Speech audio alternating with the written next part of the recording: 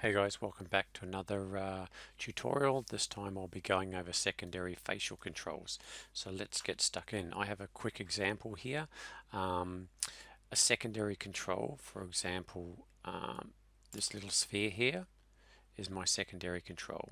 So when I select it, I can move it around like this and the mesh follows it. Okay, so this is what we'll be creating. Also, the beauty of a secondary control is you can have your primary controls that are driven by blend shapes. Here's one control, slider, and that drives a blend shape, for example. So that would be an example of a primary control. So you might have different facial gestures. Okay, so it's just driving that. And so I could bring this one up and the secondary control moves with it, and I still have full control over the secondary control to push things even further. Okay, so let's get stuck in and have a go ourselves at this. So I'm going to delete some of these. By the way, we're using clusters, um, a locator, and point on poly constraints. Okay, so I'm going to delete these, get rid of them all, and we'll even get rid of the slider. Okay, so we're back to basics. What I do have still is the blend shape. That's all that we have. Okay, let's go for it. So first up, we need to select some vertices around the cheek area, and we'll create a skin cluster.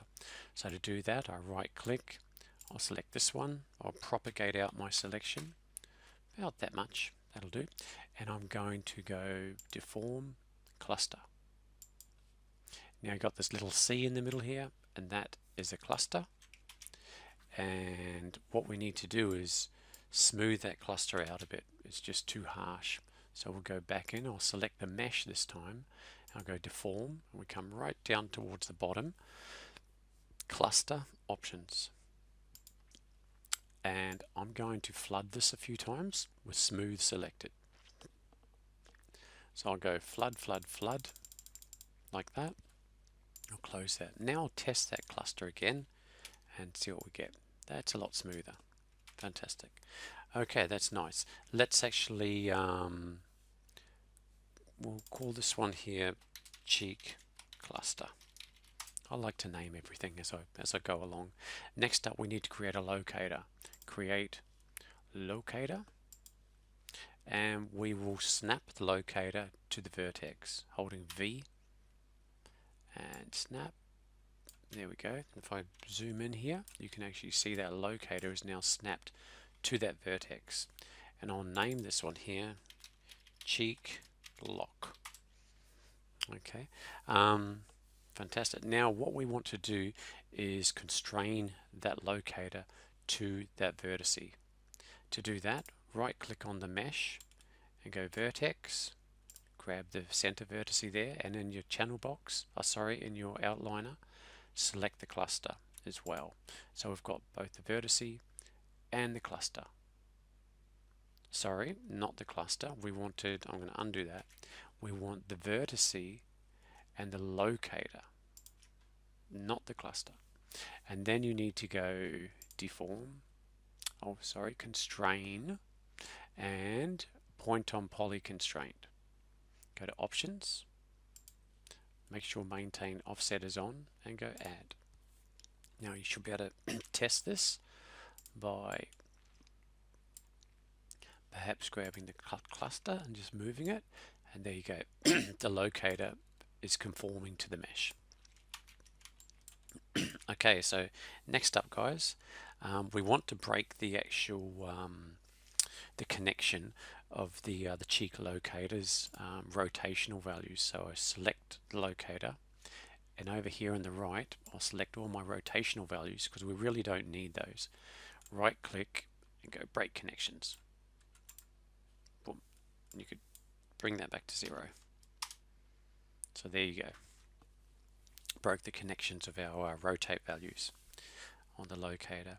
Okay, next up we need to create the actual controller. So we'll go create polygons, sphere, and what we want to do, we don't want to move the sphere.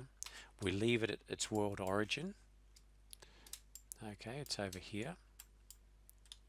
And we need to, name it, and we'll call this cheek control sphere.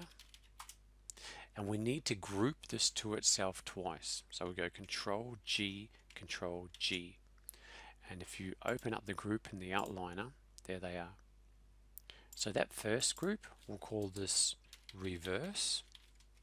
And the second group, name that one orient. So orient, reverse, cheek. Okay. Now next up, what we need to do is we want to, the orient, we need to parent that to our cheek locator. How do we do that? We simply middle mouse drag and drop it on to here, onto the locator. There we go. So it's now parented. Okay, great. Now, after we've parented that, you can actually select the orient group and grab these ones. Okay. Zero out its translate, sorry, the translates. You want to zero out the translates of the orient group. I'll type 0, hit enter, and what's that done? Well, it's moved. Suddenly our sphere has moved up into the correct position. It's sitting right where the locator was, or is. Okay, that's what that does. So next up, we need to connect the sphere controller to the cluster. So to do that, we select our sphere. Where is it? There it is. And we need to connect it. So we do that through the connection editor. Windows, General Editors, Connection Editor. Now there it is. And what we want to do is now select our cluster to load into the right view. And we want to connect the translates, the rotates, and the scale. So scroll right down till you find, there they are, translate, and you'll have to scroll down on the right and translate, translate to translate, rotate to rotate, and scale to scale. You can close that now. Now if you wanted to, you could probably test this, and now it's moving. Great. But what we're getting here is a double transform. Notice how the sphere is moving twice the distance.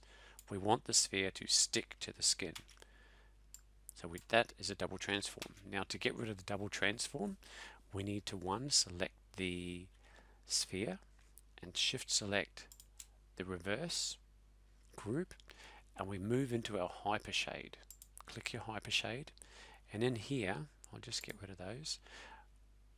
Ensure this one on the far right with the 4 little arrows is on, so click that, it should be grayed out, and then you need to click the plus to add the selected nodes. We're interested in these two here, so I'll bring these up. This one here, I can hide that with just minus. Don't delete it, just hit the minus, it removes it from our viewport. Put the reverse to the right side and the sphere on our left. Okay, we're 95% of the way there. Next up, we need to create what's called a multiply divide node. To create a node, you hit tab, and start typing multi, and there's our multiply divide. Click that. Place this in the center. I'll zoom in a little bit so you can see this. And basically what we're interested in doing here is tapping or connecting the translate out of our sphere. So I left click and drag into input 1 of the multiply divide. There we go. And then I take the output of the multiply divide and drop that into the translate of our reverse. Now one last thing, click back on your multiply divide, and here are the attributes. You need to change input 2 to -1. All of them, -1 and minus. So X, Y, Z are all -1 on input 2. That was with multiply divide selected. Now we can test it. So I'll just grab my sphere, and there we go. Fantastic. It's working. So that's what you're after, guys. You can even test that with my blend shape. There's my blend shape working, and my secondary control. Okay guys, thanks for watching.